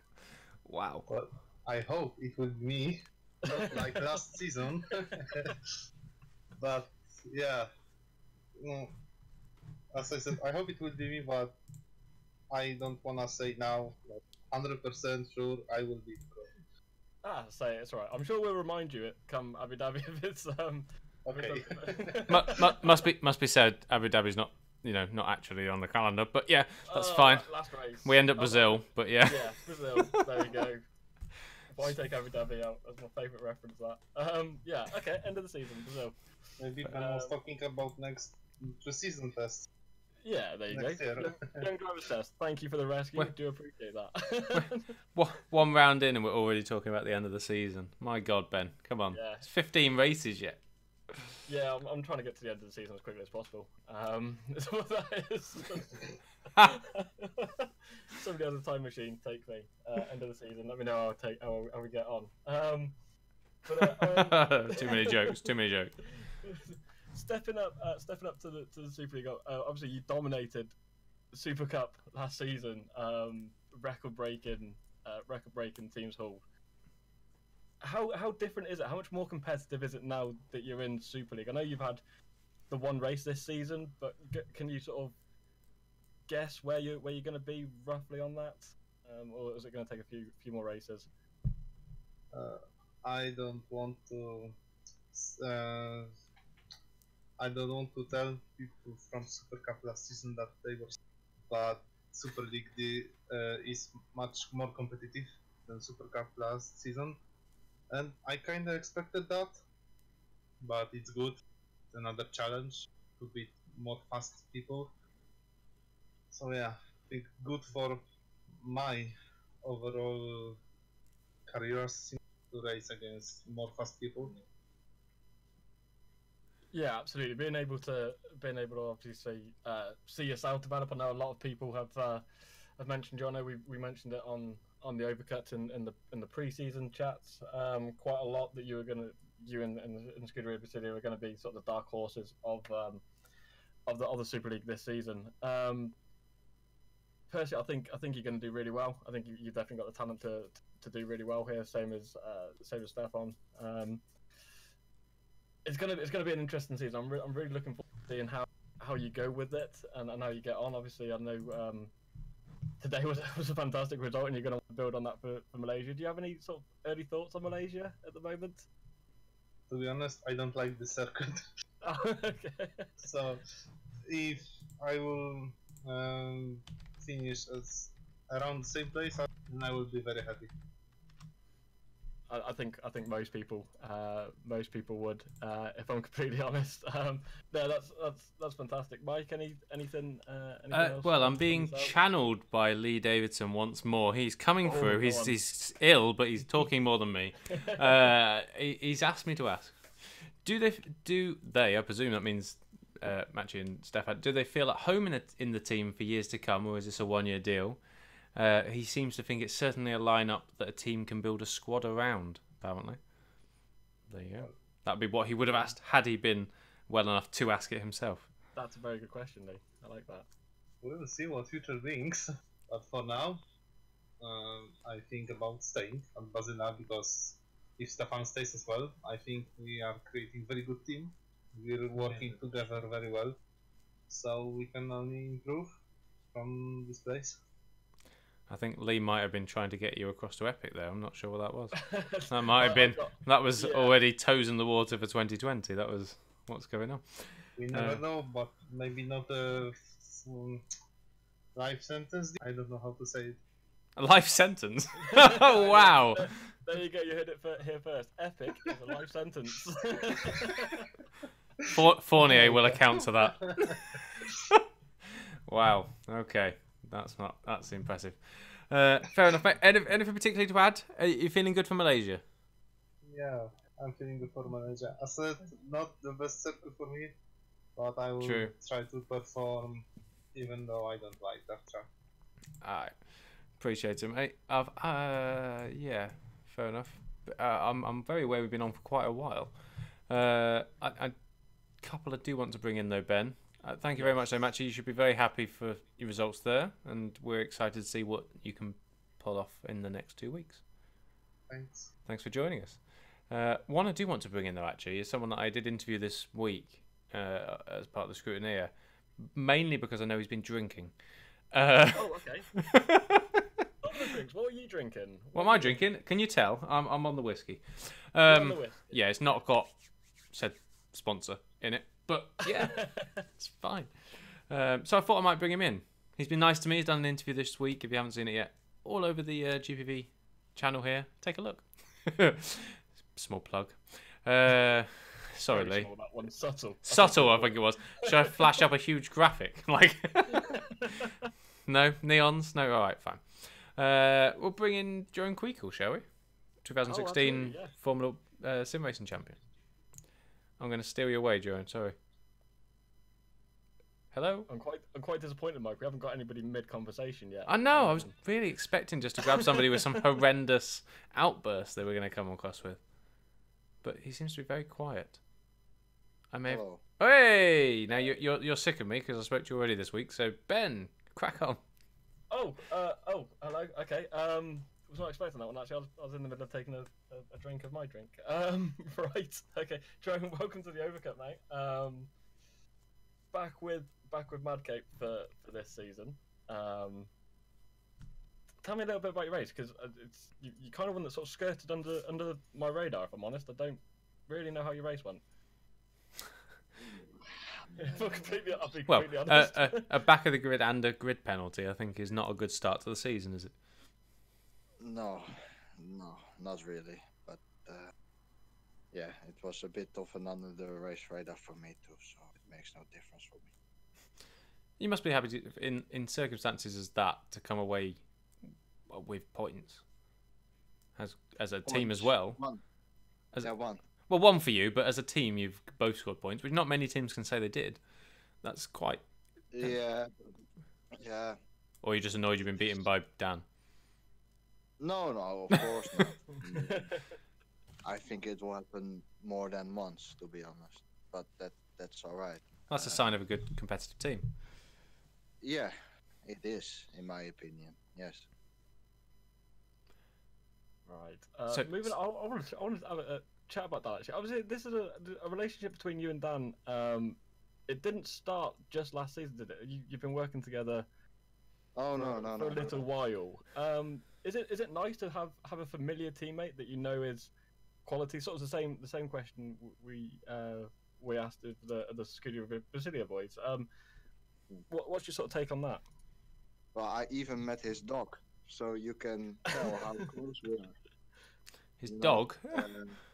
Yes, I did. Yes, that's okay. I'm sure she'd love to be called that. Oh, you mean an actual dog? Oh, okay. Apologies. Yes. Yes, his real dog. His name was Ollie the dog. But, Ollie the dog. no, Okay. We're learning everything about Dan. Ollie the dog. I of course know him since I don't know how long, and it's for me a recipe for success, in my opinion, and it always works well. So why not bring back the recipe that we had before, for this year. Yeah, it's certainly that sort of relationship certainly helped Madcape along quite nicely towards the end of last season. I know Madcape got quite a lot of stick for sort of how they struggled at the beginning of 2018. Sort of the second you and you and Dan sort of came in together. You brought about a new turn of form. You know, you had some fantastic results straight off the bat. Do you think it's going to continue? Obviously, you've got your you got your back of the grid penalty out the way today. Are you looking ahead, sort of, more positively about Malaysia? Oh yeah, totally. I think there's still a lot to learn from us because we are not ready to fight at the top. That's for sure. But I don't see why we wouldn't be able to do that somewhere in the middle of the season. You know, somewhere like that. I think there's still a lot to learn from us. We are in a process. Processes take time, and that's normal. That's good. But after a while, I think the results will come. But we are both, I think, still needing to fill out the little stuff, the details that will help us to get towards the top. You know. Yeah, absolutely. From sort of both a personal and sort of team managerial sort of viewpoint, there are every season, every mod, there's sort of new nuances to the mod that you need to sort of learn and figure out, and sometimes it, can take a few races to fully understand the car and obviously the competition around you as well. So Malaysia's next. You say you want to do better. Have you set any sort of targets, any aims for Malaysia? Any sort of, I want to qualify in this position, or I want to beat this team? Yeah, see, this is the thing. What I've noticed in this league is that qualifying is really important. And I think Dan and I always emphasize on the race that is much more important for us. So we make a setup, of course, for the race, and because of that, we're usually quite shit in the quali, And Don't mince your words. I think we need to find a bit more of a balance in there, that we are fast in both the quali and in the race, because I think we are usually more faster in the race compared to the quali. And especially with the dirty air, like, it was freaking horrible, the dirty air. It is important to have a good starting position, of course. So that's one thing. Also, what I think is that the grid is extremely close in GPVWC, closer than in most other competition, I reckon. But take example, Liam De Wall, right? Today he qualified on pole. I think he finished something like 6th. I don't think he. Yeah, he finished 6th. Yeah. So he did drop quite away. So he is super fast in quali, which means he starts first. And then in the race, you need to deal with those kind of people while they are slower in the race than they were in quali, if you know what I mean. But they're still in your way, and it's quite hard to pass them because of the dirty air, if you know what I mean. So does that mean then important. You'll look at qualifying more from now on, like focus on that more than the race rather than the other way around? Yeah, totally. Yeah, 100%. Fair enough. Madcape 1-2 next week at pole. Let's see what we can. I mean, that's no. Have faith. Come on. You never know. It's so close at the moment, isn't it? Across the whole, like you said, there's this. Even in what was it, in qualifying? If you'd the top 20 were within a second of each other in qualifying. I mean, that's just madness. Really, that's not a new thing either, is it? If we go back to last year, the top top 19 were a second away, and we had, how many new drivers have we had coming in this season? It just shows the competitive nature of cars, this sort of group. It is incredible. It's something we were looking back on in sort of pre-season of how tight it's going to be, and obviously it's tight. One driver makes a mistake, and it's instead of 3rd or 4th on the grid, it's 5th or 6th or 10th. It's there's no room for error anymore in Super League especially. Yeah, and I think also us as a team were very much focused on creating an oversteery aerodynamic setup and an understeery mechanical setup. And I'm sure that most drivers did the opposite. So they were driving with an understeer aerodynamic setup, so high wings, and then they did something crazy with the mechanical setup, like a really high rear anti-roll bar. I mean, I'm not afraid to tell, but I was driving with, I think, 49 on the front wing and 28 on the rear wing.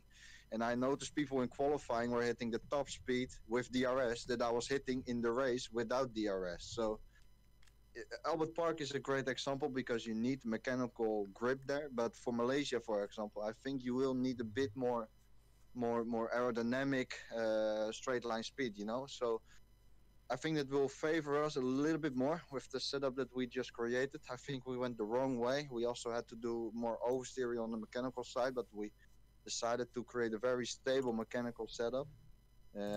We need to I think change that around a bit as well. So it has been a learning race for us, if you know what I mean. Lots of things that were learned, and you know that's why I said before we need to learn. And I think towards the middle of the season already should be when we are fighting a little bit further up the field, I reckon, and that's good.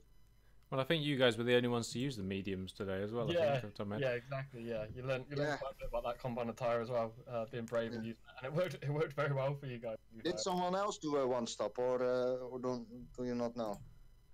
I think that's a very good question. I can quickly go through now. I think you might have been the only one now, come to think of it, because you're the only one to use the medium. So yeah, you would have done. Yeah. Okay. Obviously, Dan. Obviously, your teammate Dan used the medium, but he did 2 stints on the ultras, didn't he? Most did 2. A few did 3 stops, but you were literally the only person to have done a 2. I was surprised with the dirty air, to be honest. I think this is the worst I've had in most mods in Rfactor 2. The dirty air was horrendous, really. Well, that's presumably why the one stop worked for you, in that you got the track position more than anything else at times.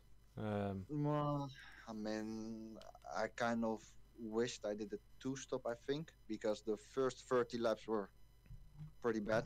Couldn't get into a rhythm because there was a lot of traffic. And then after that, it was quite alright, I think. Whatever. Fair enough. Well, thank you for joining us. We, no doubt, we'll stay in touch. If not, in 2 weeks' time, obviously we'll see you in Malaysia, and I can't wait to see how great in qualifying you guys will do this time. Let me ask you something. Oh no! Oh dear!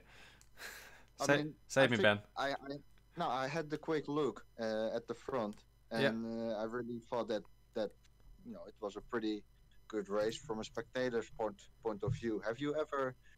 Can you remember a race like this, being the opener of the season? And I think it was quite good already, wasn't it? Last season would be the example that springs to mind. I don't know what happened last season. Well, last season, Epic came out on their first race in Super League ever and won. Fournier won that one. But it was, by the way, anyone who's watching who hasn't seen that, you can watch it on this channel because it is seriously worth looking at. Different tyre strategies. My guy Risto Capit trying to one stop, getting caught towards the end. We had Liam DeWall on 2, and I think Fournier came through on 3 stop on the ultras at the end. Yeah, it was literally the last 10 laps. It changed 3 different things. So yeah, pretty cool. Yeah.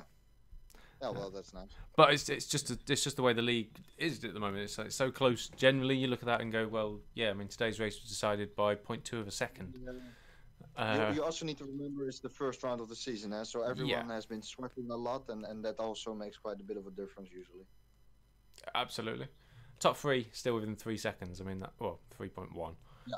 But I mean, that's you know, that bodes well for the season. 3 different, you know, we had loads of different manufacturers up there as well. It wasn't all the same, so all good. Yeah. Really, I'm liking it. Yeah. I think. Can we give one final quick shout out? You're more than welcome. Go for a shout out as long as it's safe. Boris Poelstra. That's the first, because his birthday was yesterday, and secondly, Maarten van Lozenoord. Guys, that's it. Fair enough. Any birthday wishes to those guys. From everyone here at Simracing, I won't try and butcher their names, I promise you. I mean, I did that yesterday myself, so no reason for me to do it again, is there? Fair enough, mate. Appreciate it. Enjoy what's left of your evening or night. Sleep well, and we shall see you in a couple of weeks. Cheers, man. Thanks for the awesome show and all the work you put in. It's truly amazing. Cheers. Keep going. Thanks, mate. Speak to you soon. Cheers.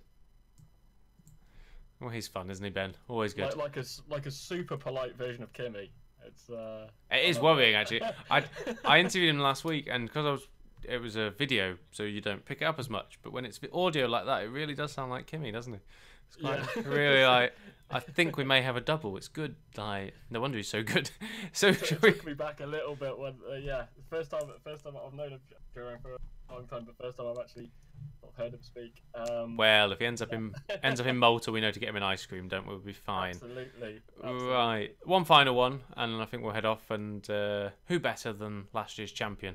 Why not? Say the best for last. Yeah. Well, the trophy says he is. let's bring him in. No, I can't admit it. Alex, the champ. Hello. Hello. Hi. Ben can't admit that you were champion last year, but we all know you were. You were champion. I just we'll lead that conversation. I can admit you were best driver last year by a distance. Cheers, Mike, for just dropping me in it. But, it's all right, mate. Yeah, you know. You just wanted to squeeze that admission out, didn't you? Come on. There are a few things actually. Now I've got two ACR drivers, ACR team members together. There is something I want to point out. The top 10, only two of the top 10 were not using the Valiant engine for this race. I know there's no upgrades and things yet, but I know you're a man of your stats, Mike. Always helps, doesn't it? It does. I mean, considering you didn't want anybody to buy your engine at the start of the season, that works pretty well. it does work pretty well. There's a lot of teams using that powertrain, and it's obviously worked. It's quite impressive to see that. Cheers. Yeah. We're gradually really hard to compliment you. We'll gradually catch up. I know, but we're giving you no option. We'll gradually catch up to Ferrari's stats in wins this rate. So, no, brilliant work from all our new customers. Welcome to Valiant family. Can you hear the bitterness that you're saying that? No, there was. How dare you buy my engine? Had other customers performed well, we might have had 10 in the top 10. But that's fine. Whatever, Ben. It's not a problem. Were the closest, to be fair. I mean, you could have heaped it on them. Yeah, but fine. All right. Well, yeah, if we've gone further, to be fair, we do have most of the grid. So yeah. Anyway, Alex is here to talk about his race. Nearly had the win, 0.2 of a second, ridiculously close. But you did get some points in Australia for once, which has got to be seen as a bonus. Yeah, well, I mean, you don't know me since ages, but I think the last 5 or 6 years I never scored or even attend the first race. So yeah, it was just the main goal to survive and get some points, maybe. There's no better way to kick off a season. Obviously, we know you had rotten luck at the beginning of last year with sort of disconnects and things. Getting points early on, knowing what you did last season without getting those points early on, another championship push has obviously got to be like the goal, hasn't it, to go ahead with that? Well, yeah, obviously the championship is the goal, but I think if you look back to last season, it was I was not the only one who had bad luck. I think Dennis had bad luck as well. Peter especially had bad luck in the first races, got collected several times. So it wasn't quite a smooth season for everyone. So this might change this year, and I think so you can't just say that the season will go even better now just because I had scored points in the first race. I think it will be tight every single event. So who do you think's your closest rivals this year now after one round that you're ready? I know obviously just looking at the standings would work, but I mean, is there anything particularly you're worried about? Um, well, I'm putting you on the surely, spot. You're my own driver, but you know. surely Brilliak, I think he's one of the fastest guys in Rfactor 2, and you have to always keep him in mind. Besides the fact he missed the first round, it doesn't matter in the long term, I think. And yeah, of course, Evolution, both guys pretty quick as well. They had the pace over me today, so I'm happy that I could beat at least one of them. And yeah, maybe, well, I always keep Sixta in mind. I think his pace today was pretty decent, similar level, but he did not qualify that high. So there are a couple of guys to beat before I can relax maybe. Yeah, he's wanting to relax, Ben. I know already. Cheers. Right. Okay. One thing that I did want to ask you actually while you are both together, I didn't get a chance to sort of ask you both together on the pre-season show. Oh dear. Of the Overcut. Alex, you got a new teammate this year. A teammate that's very very well known in GPVWC with David Vidoc, obviously a double world champion. How's that dynamic working? I know you've had a couple of months now to sort of get to know each other and get to know how each other's driving style works. How does he sort of compare to what you had last year with Risto? Well, I think both Risto and David, I could really work really well with them. So yeah, with as David joined the team from the beginning, it was decent working together. So yeah, it's pretty perfect, I would say. Pretty perfect. I don't think, you know, as a compliment, teammates and working relationship, perfect is as good as it gets, isn't it? Well, it is. I mean, yes. To put my scrutineer head on a little bit of context, I suppose we're one round in. yeah, but you know, the preparation for this Prost and Mansell got on after one round, like Senna and Mansell's like, yeah, like all the like those, like yeah. So I do think that the mentality of the guys, you know, would suggest that it should work throughout the season anyway. You know, it wasn't in any way a slight on Risto not having him in the car. He's off in Madrid now doing better things potentially for us. So it just shows the quality and depth that the team does have and can attract some of the top drivers as well. You know, who wouldn't want to work with the champion? Yeah, exactly. I mean, I know when it was announced that David was going to be leaving Norwegian, sort of towards the end of last season. There's a lot of drivers after him. I know he's that deal between Vodbull, ACR, David Vidoc has been a long one coming. I think 3 or 4 years in the making, something like that, Mike. Oh well, I've been friends with him for quite a while. Yeah, I heard he had a lot of other offers, didn't he, Ben? But he might have. A couple from me. Yeah, I'll admit that. So it's, you know, he was a wanted guy, so we were very lucky to get him in that way. So yeah, and you know, he scored points today. The team's come away with Australia with more points than we had this time last year. So all in all, we can't really complain. Anyone who knows David knows that he builds into a season anyway. Look at his results; he does an awful lot better after the first few rounds anyway. So all in, it's a good building place. Particularly, I'm sure Alex will be slightly disappointed when you're 0.2 of a second off a win, but at the same time, I know what he's like, and it's not going to impact us in any way into the next round. No, absolutely, and it's interesting to bring up the next round. Obviously, we've asked pretty much everybody about sort of expectations for Malaysia. Similar sort of position for you, Alex, for Malaysia, or are you aiming to be that sort of 0.2 ahead as opposed to 0.2 behind for Malaysia? Well, I mean, I pretty much hate the circuit, but nobody likes Malaysia. I don't know what the track's done, but it's a lovely country. Lovely country. I don't know what exactly annoys me on this track, but I don't like it. I don't know. But yeah, I think in the beginning of this week I found some weaknesses in my driving style and tried to get it right since today. It's not fully done yet, but I think so. I'm pretty confident when I can sort these couple of tiny things out. I have a little bit pace to find still, and then I might be 0.2 in front instead of behind. It's quite worrying being a team manager of another team saying the current world champion has more pace to find. You've always got to improve. You can't rest on your laurels, Ben.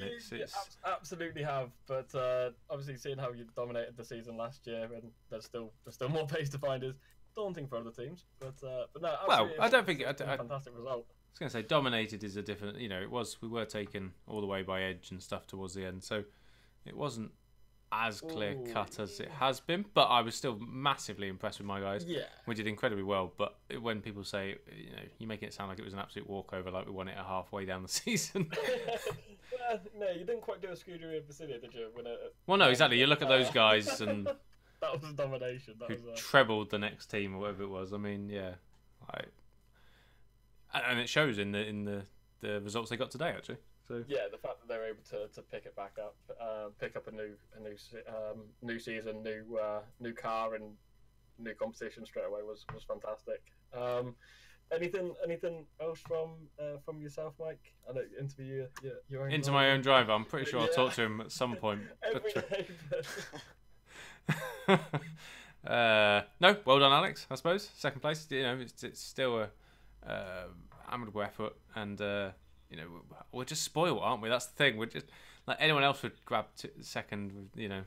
But aren't you happy, Mike? Or I'm very happy. I'm very happy, manager. I'm very happy, manager. Okay. Then I'm fine. Good. I will survive. I'll keep you Malaysia. You can race that. No, I'm pleased. So good work by everybody. Yeah. Carry on, Ben. Crack on. Awesome. Awkward pause. Yeah, I was checking the chat. I was expecting to come in with a question. Everyone's gone to sleep. But they probably have. It has been going on for a while. This is almost like our pre-season specials. Yeah, have you not learnt with me on the seat? I don't stop. I just chat shit for hours upon hours. Well, we learned that a couple of times, didn't we? When I get brings to mind that we can just chat shit about Super League for a while. To be fair, the only reason that stopped is because the last train. So yeah. Fine. We should film that at some point. It might be alright. Oh, I don't know. That's a lot of film to. That's a lot of camera work. I mean, you know, we tried to take one selfie and couldn't really get that right. Yeah, a couple of times with that. So. Good point. Fair enough. Get somebody else to film it, maybe. Yeah, come on, Alex. You can come along and stand there and film us. It'll be fine. When you're not winning titles. So yeah. Great work though. And thank you for coming on. I know it's very late now. Oh, what did this? Lee Davison, I suppose. Yeah, all important questions by Lee, of course. You can tell he's slightly different. So, what did Alex spend his champions check on? So championship money last year. What did you spend it on, Alex? Okay. No. Okay. Sorry. It's late. It's alright. I bought a new computer to kind of counteract my hardware issues. Stop his 4D and FC year. Yeah. Seems money well spent. I hope so. At least I finished the first race of the season, so I'm confident now. Bribing German internet providers, that's where it went. It was. Please don't cut me off. Oh dear. Fair enough. See, Lee, you should have been here. Like, honestly, for those important questions. There's been a comment that somebody said, imagine me, you, and Leon at the same time. I think that could probably be in Malaysia. We wouldn't. I don't think we'd need guests. We could just. We wouldn't. We'd just have a panel show between ourselves. It'd be fine. That would be it. Yeah, it's a shame though. No one wants to hear us three. I'm on too much stuff as it is. So, honestly. Anyway, thank you, Alex. You can get yourself off to bed, well rested, and yeah, download Malaysia tomorrow. Yeah. Yeah, we'll see you in Malaysia. Already downloaded. Cheers, man. Appreciate it. Bye. Cheers. Right, Ben, let's round this off, shall we? Let's go. Yes, absolutely. I've run out of drink, and I think the audience has run out of time. That's true. Should we quickly run through the results before we disappear off? Yes, absolutely. Run through the results for us, Mike. Oh, cheers. So, fine. So we had an all-German podium. So Yannick Bock comes away with a full 25 points. We then have Alex Siebel, jumped in second, comes away with 20. Dennis Jordan comes away with in third with 16. Fabio Sixter does very well, 13 points. Maciej Minek getting 11 in fifth place. Liam de Waal turned his pole position into a sixth. And I can't actually remember how many points that is now. How bad's that? Is it 10 for sixth? Yeah. 10 for sixth. 9 points for Daniel Brewer in seventh. Stefan Roll in eighth. Dave Fider got 9th and got 7 points. Jeffrey Fournier then came in. You see, my graphics are moving around all the time, which is really annoying me. Apologies, guys. I know it's on screen. It looks nice for you guys. Jarl Tyne came 11th. Got 5 points. Sergi Harras scoring in 12th with 4 points. Gets quite low at this stage, doesn't it? Michael Ayres, not Mr. DNF anymore, scored 3 points. Matthias Moos on his debut scored 2 points. It's good work to him. And Jürgen Kuikel scored 1 point at the final running point, and a second point score for Mad Cape. We haven't got the this is all provisional, of course, until DC and all that side of stuff. Team standings wise, we haven't worked that out, so apologies, but it's all on the website actually. Probably by this stage I probably could run through it, couldn't I? If I was, we've been here for that long, it's probably updated. Possibly probably is there by now. With that, like, yeah, I'm that good. Oh, they are. Right, okay. Evolution Motorsports is leading away there with 41 points to ACR Zaxby's 27. Scuderia Brasilia with 19 in third. Red Archer with 15 points in fourth. Hawkeye, joint fifth with Mad Cape with 10 points each. Flag to Flag with 7 points. Epic Racing with 6 points in eighth. Edge Esports in ninth with 5 points. Are the only scorers. Green Stripes, Street Fighter, Storm, Zurich, Adonis and YTF1 all did not score this time out. So that's 9 teams with points. So you're not on your own there at least, Ben. Good work. We've already improved on last season. If you take the table as it is. yes. Finish now. You've moved on up. That's about where I predicted you'd finish, I think, off the top of my head. So, yeah. About right. Anyway. It is actually where you predicted to finish. Yeah. There you go. So, after 9 rounds, that's pretty good going. After 1 round, even, sorry. 9, whatever. Too late now. After 1 round, we'll get there. So, if you've managed to get this far, guys, and there is somehow 19 of you still coming through, which I appreciate. Thank you very much. It's been good to have you here. If you like all our sort of content and what's going on, and maybe not necessarily just this show, we have got other stuff. We do all the broadcasts, of course, here at Sim News. We also have the Scrutineer with me, and we have the SL show as well. All of those you can watch here on this channel, so make sure you subscribe, hit the bell notification for whenever we go live. If you want more news and info and influence in what's going on, you can also join our Patreon community. We've got it's on the screen there, so you can get involved, join for as little as like next to nothing. Come and pay along and get involved with a few dollars. And our member of the month at the moment, Chris Shepherd, hopefully he's loving it, but you know, just shows the level of commitment that everyone that's here and all the bits and pieces we do. It's always nice to have people involved, and more, you know, I'm sure we could get you definitely on the show if you're one of our Patreon members. I think that'd be quite a nice little thing to do, wouldn't it? Absolutely. Yeah. Come and have a chat with Ben if you're a Patreon member. Why not? But thank you. Punishment for that one. Yeah. From me, I just want to say thank you for Lee for being ill and for having me on, and thank you to an episode with me. I should be used to it now with 2 hours overcut with Lee, but yeah, 2 hours of Mr. Pittman is a lot different to 2 hours with. It is. To be fair, I've not grilled you that much. I've been quite nice. I've been trying to. I've tried to channel my inner Lee. I've tried to channel inner Lee and see if it works. I was beginning to wonder if you were ill because you haven't sort of made 8 digs a second. It's. I've got. You're saving it up for the scrutiny. I've got a week and a half, and I've got a show. Like I've got to fill that with something. You know what I mean? So, save it for that. Sepsis. Lee's got sepsis. Okay, fair enough. In that case, I might be back next time. In 2 weeks' time. So, if not, thank you very much for having me on the Overcut. If I am back, then great, and we'll have another chat for 2 hours. And welcome along. Anyone can come and join. Lee, even if I'm not here, is very accommodating. Ben, less so, but Lee is very accommodating. Lee depends very much on where your car's finished. So we shall see. Anything to add, Ben, before we sign off? Yeah, I just want to add sort of a personal note to yourself. Thank you for coming on with me tonight. Was not looking forward to the idea of doing it solo, so thank you for coming on and making I'm not sure the it's a idea bit of being more with me is any better, but yeah, okay. it means I've at least been able to sort of have a drink. No, I didn't have to interview my own drivers and that kind of thing. So yeah, but thank you for coming on. Your insights always very welcome. It's always nice to get a different point of view on some situations, except when it's Street Fighter. You can leave those comments somewhere. I do. I've got a show in a week and a half. We can save those for the scrutiny, but no, thank you for coming on, and obviously thank you for everybody joining us tonight, drivers, spectators, and all of our guests as well. So yeah, thank you. Yeah. Thank you very much to the community, everybody. GPVWC, all the action doesn't stop there. Make sure you subscribe to this because we've got races next week and then all the ladder again the week after. You can get involved. Hit up gpvwc.com. Make sure you get onto the Discord, get chatting to people. They'll explain it all to you if you're unaware of what's happening. It's a great little community. Loads of people there. They're very competitive, but there is always a place for any skill level, I think, is fair to say. So make sure you jump on down and, worst case scenario, hit up me or Ben, I suppose, and we'll point you in the right direction. Thank you, though, for everyone for joining, and we'll see you next time, I suppose. Goodbye.